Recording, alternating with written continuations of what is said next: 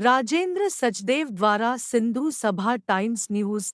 भगवान झूलेलाल जी की आराधना में 40 दिन तक मनाया जाने वाला चालीहा महोत्सव 16 जुलाई से 25 अगस्त तक मनाया जाएगा। चालीहा महोत्सव चालीहा पर्व की सभी को हार्दिक बधाई शुभकामनाएं। जब जब भी धर्म की हानि और अधर्म की वृद्धि हुई है तो उसका अंत करने के लिए भगवान ने किसी न किसी मसीहा के रूप में जन्म लिया है और लोगों को सत्य का मार्ग दिखाया है। विक्रम संवत 1007 में सिंध के प्राचीन नगर ठट्ठा में मिरक शाह नामक एक क्रूर शासक था।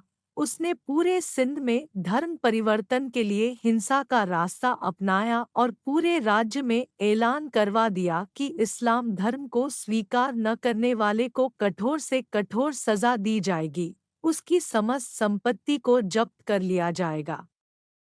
उसके अत्याचारों से भयभीत जनता ने सिंधु नदी के किनारे पर 3 रोज तक अन्न जल त्याग कर सच्ची लगन से प्रभु का ध्यान किया। पौराणिक कथा है कि एकाएक जल से वरुण देवता प्रकट हुए और उन्होंने लोगों को सांत्वना देते हुए कहा कि तुम्हें मिरक शाह से छुटकारा दिलाने के लिए जल्दी ही नसरपुर में जन्म लूंगा।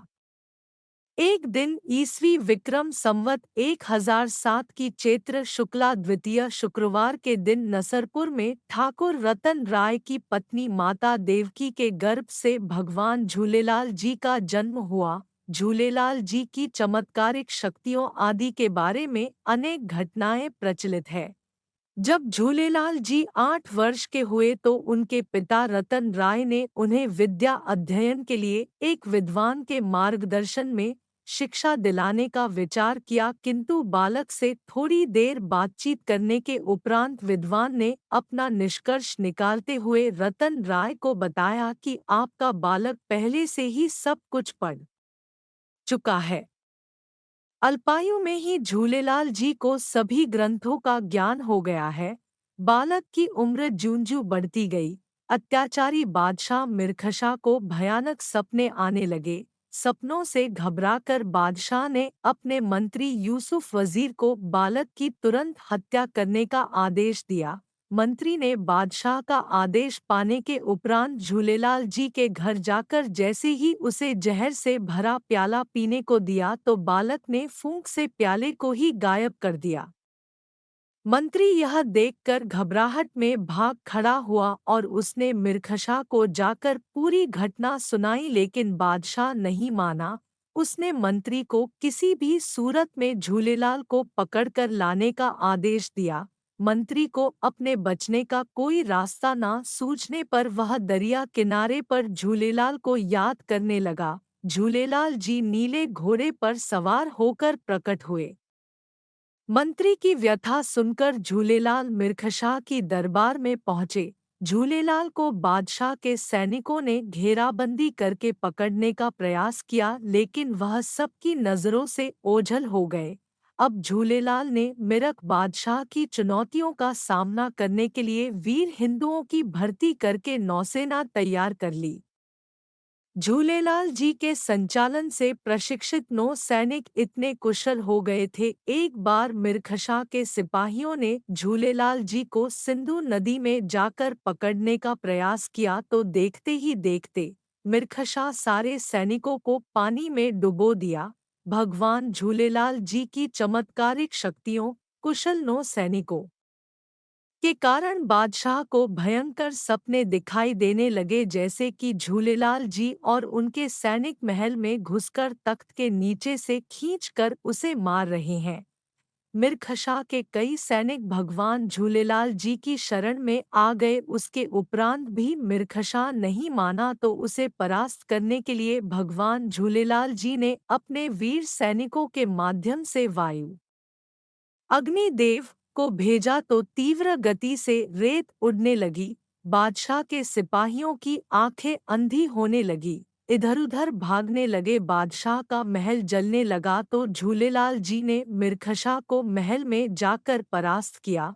झूलेलाल जी ने अपने वीर सैनिकों के साथ मिलकर अत्याचारी बादशाह मिर्खशा का पतन कर देने के पश्चात उसे जीवन दान देते हुए उसे शिक्षा दी कि हिंदू और मुसलमान आँख के दो तारे हैं। मतभेद, छुआछूत, ऊंच नीच की दीवारें तोड़कर प्रजा से भाईचारे की भावना का संचार करना ही सबसे बड़ा धर्म है। ईश्वर सबका एक है। मिर्ख बादशाह को शिक्षा देने के पश्चात जल ज्योति की पूजा करने, दीन दुखियों की मदद करने का संदेश देकर भगवान झूलेलाल जी सिंधु नदी में अंतर्ध्यान हो गए। चालीहा महोत्सव। तब से अब तक हिंदू धर्म के रक्षक भगवान झूलेलाल जी की याद में प्रतिवर्ष सिंधी समाज द्वारा संपूर्ण भारत और विदेशों में बड़ी धूमधाम से चालीहा महोत्सव मनाया जाता है। लाल साईं को प्रसन्न करने के लिए भक्तों ने 40 दिन तक वरुण देवता की निसरपुर में सिंधु के तट पर पूजा आराधना की थी। उसी परंपरा को कायम रखते हुए तब से प्रत्येक वर्ष लाल सई झूलेलाल का चालीहा पर्व भारत सहित विदेशों में भी सिंधी हिंदुओं द्वारा भक्ति व श्रद्धा के साथ मनाया जाता है। 40 दिन तक पूजा साधना कर लाल साईं झूलेलाल का स्तुति गान करते हैं। प्रतिदिन मंदिर में जाकर आरती पल्लव के साथ पूरी निष्ठा के साथ भगवान झूलेलाल जी की पूजा करते हैं। 40वें दिन तक भक्तजन दाढ़ी नहीं बनवाते हैं, मांसाहार तामसिक भोजन को ग्रहण नहीं करते हैं, विषय विकारों से दूर रहकर साबुन व तेल का भी प्रयोग नहीं करते। रात में जमीन पर सोते हैं। 40 दिन की पूजा की समाप्ति के पश्चात 40 घड़े, ज्योतियाँ, मीठे आटे के बने हुए पिंड, बहराने, अन्य फलों के साथ विधि विधान से किसी समुद्र, नदी, तालाब अथवा कुएं जहाँ शुद्ध जल हो उन वस्तुओं को प्रवाहित करते हैं। इस समस्त पूजा विधि का नाम है चालीहा। प्रत्येक वर्ष कर्क संक्रांति के पहले दिन से आषाढ़ मास में आरंभ किया जाता है तथा से संक्रांति में जब 40 दिन पूरे होते हैं तब श्रावण मास में इसे समाप्त किया जाता है। इस पर्व पर सभी जगह विशाल शोभायात्रा निकाली जाती है जिनमें झूलेलाल की सवारी के साथ साथ प्रसाद सुखों सेसा वितरित किया जाता है। महिलाएं झूलेलाल जी के मंदिरों, नदियों, सागर के किनारे जाकर ज्योति जलाकर भगवान झूलेलाल जी की आराधना करती है। शोभायात्रा में भगवान झूलेलाल जी के आयो लाल झूलेलाल के उद्घोष के साथ भक्तजन शहनाई बैंड बाजों के साथ धार्मिक धुनों पर भगवान झूलेलाल जी की आराधना करते हुए झूमते हुए चलते हैं। शोभा यात्रा नदी किनारे, तालाब किनारे, समुद्र किनारे पर पहुंचती है। वहां पर भी भगवान झूलेलाल जी ज्योति जलाकर भगवान झूलेलाल जी की पूजा अर्चना कर शोभा यात्रा समाप्त की जाती है। राजेंद्र सचदेव, संस्थापक, चेटीचंड उत्सव समिति, इंदौर। धन्यवाद।